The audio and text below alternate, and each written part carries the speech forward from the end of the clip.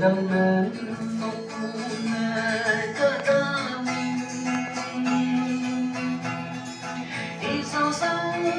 lắm chưa thấy ấm hay pha đồng dần bên lắm thì đắm một cung nghe đừng một ai yên tâm sự bao con con quay lơ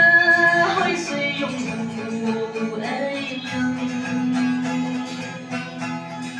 ngang tận sớm hy vọng mắt lên thấy kêu mờ hàng đôi mây tìm đâu đó sẽ thấy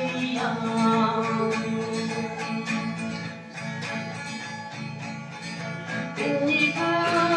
cá tuồng như gió phân dây hoàng tử nhị vô trái vô thể trong vui nắng ai em ba vu vơ không chẳng Giêsu mong chẳng quang thứ trên nắng nghĩ lần một đời yên tâm dịu đi bao con hôn vây na hối xây dùng ấy mang tăng sức hy vọng mắt lên thấy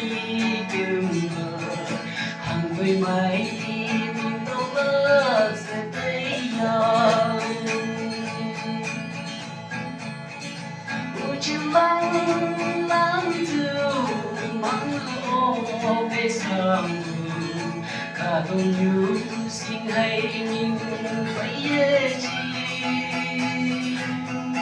cô na ca mong vợ em nằm thơ vào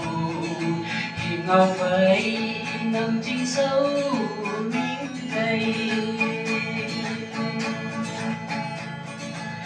mà đời yên tâm xin đi vợ thôi hôn vây na hối xây dùng thù ơi anh ngang tận sớm